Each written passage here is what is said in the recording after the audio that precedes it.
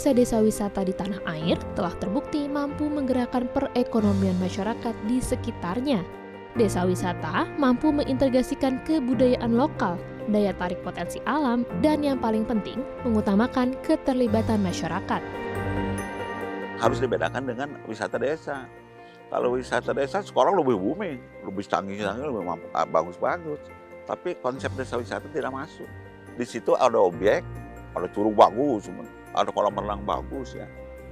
Itu jadi wisata desa. Datang ke situ tanpa nginep di luar, cuma piknik aja gitu. Di sini lain. Tamu-tamu tuh ya nginep di homestay, makan kadang-kadang ada sekali yang prasmanan, penyebaran desa atau di tempat sini ya. Yang lainnya di homestay.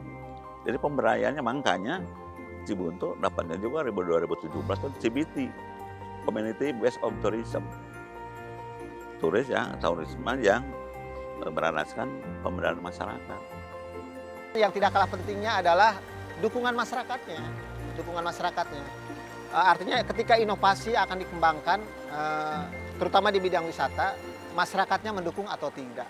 Tanpa dukungan masyarakat saya kira tidak akan pernah jalan. Dan alhamdulillah masyarakat Desa Cikolelet sangat mendukung sekali dalam rangka pengembangan desa wisata Cikolelet. Di sini saya menjadi salah satu peserta pelatihan dari Dinas Pariwisata untuk pengelolaan desa wisata dan juga pengelolaan homestay.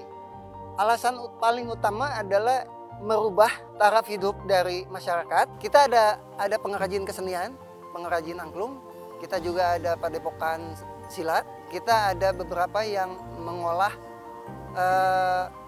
makanan salak.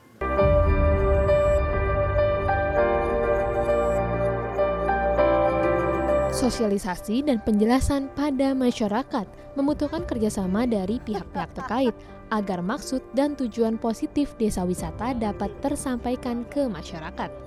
Peran ini salah satunya ikut diambil akademisi dari Sekolah Tinggi Pariwisata Trisakti. Saya kali ini akan berbincang langsung dengan Rektor Sekolah Tinggi Pariwisata Trisakti yang ikut langsung dalam pengembangan desa-desa wisata di tanah air, termasuk Desa Wisata Cibuntu dan Cikolelet. Bu, kalau syarat-syarat desa menjadi desa wisata itu sebenarnya apa aja sih, Bu? 4 hal yang perlu kita perhatikan. Yang pertama itu terkait tentang atraksinya. Di desa tersebut itu memiliki atraksi apa? Kita tahu Indonesia itu sangat kaya dan pastilah kita juga paham pasti setiap daerah itu memiliki atraksi yang sangat luar biasa. Selain atraksi, kita juga harus bisa melihat aksesibilitas. Bagaimana sih aksesibilitas untuk menuju tempat tersebut? Itu perlu kita perhatikan. Kalau sampai susah, biasanya orang itu sudah enggan untuk datang ke sana. Tapi enggak juga. Kadang tempatnya susah, tapi karena di sananya sangat menarik, itu juga kadang-kadang membuat orang ingin penasaran melihat gitu. Jadi kembali lagi tergantung. Lalu yang selanjutnya, yang ketiga itu adalah aktivitas. Ada apa sih aktivitas yang dilakukan di sana, baik di desanya, penduduknya maupun para pengunjungnya. Kalau seandainya pengunjung itu juga dilibatkan ikut beraktivitas di dalam desa tersebut, pasti orang ke sana tidak hanya 1 jam, 2 jam gitu kan, pasti dia akan lama, pasti akan terjadi spend money-nya juga, mereka pasti akan mengeluarkan uang itu tidak rugi karena ada kegiatan yang bisa dilakukan. Lalu selain itu yang terakhir adalah amenitisnya seperti apa, dalam hal ini fasilitas untuk penginapannya, lalu untuk makan. Pastilah kalau kita habis aktivitas, habis melakukan kegiatan ikut atraksi segala macam, pasti kita kelaparan. Nah, pasti yang dicari makanan.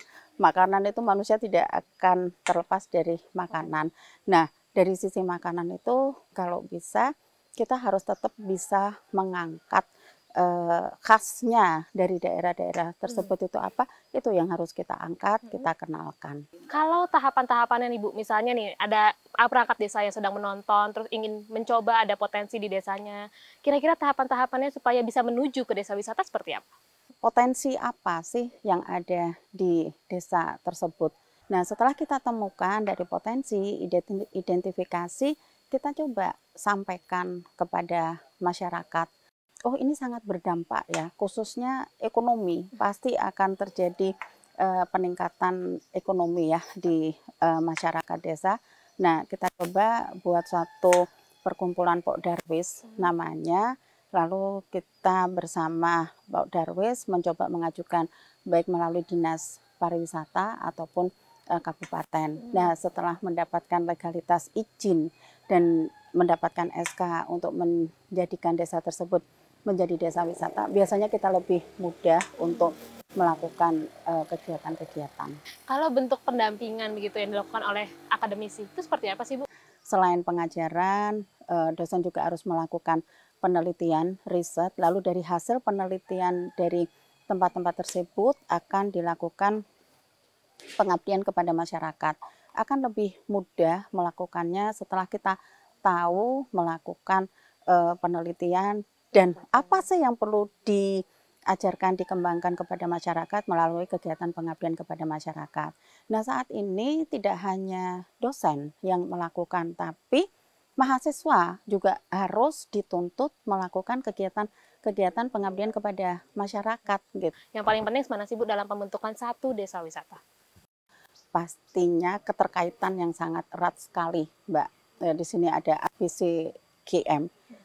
Dari akademisinya itu bagaimana, lalu dari bisnisnya bagaimana, dari komunitasnya bagaimana, lalu dari pemerintahnya bagaimana, lalu pastinya lah media gitu. Kalau tidak ada media, bagaimana desa tersebut bisa terkomunikasikan, tersiarkan di. Kami yakin mudah-mudahan luar biasa ini dari peran CNBC ya. Menyiarkan tentang pengembangan desa-desa, mudah-mudahan tidak hanya ditonton oleh secara nasional, mudah-mudahan ini bisa dikenal di internasional. Tujuannya hanya satu kok, NKRI, dan kami yakin pasti CNBC melakukan ini semua demi keberlanjutan yang ujung-ujungnya pasti untuk peningkatan ekonomi. Kalau yang bisa memudahkan nih jalan ini supaya satu desa bisa langsung potensinya tergali dan jalan yang menuju desa wisata itu bisa lebih mudah, sebenarnya apa aja sih Bu? Kata kuncinya satu, masyarakatnya.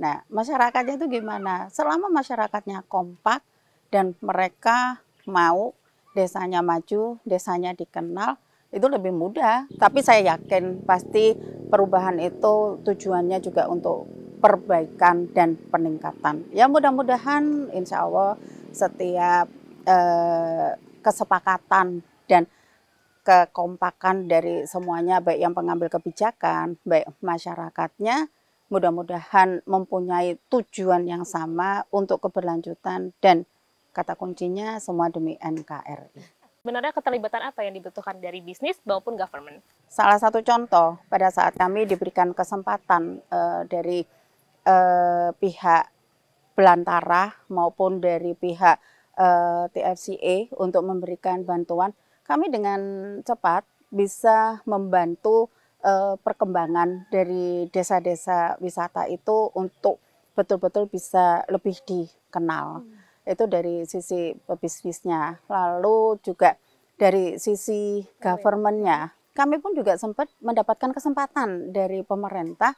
Dalam hal ini salah satu program dari Kementerian Sosial melirik kami pariwisata Trisakti untuk membantu masyarakat bagaimana dari potensi itu tadi yang sudah kami jelaskan sebelumnya, dari potensi yang ada alamnya itu ternyata bisa dijadikan UMKM yang bisa dijual dan bisa dilakukan oleh masyarakat tersebut. Oke. Kalau di sini ada potensi Bu yang bisa ditunjukkan kepada kami nih dalam kesempatan kali ini? Ada banget Mbak, luar biasa.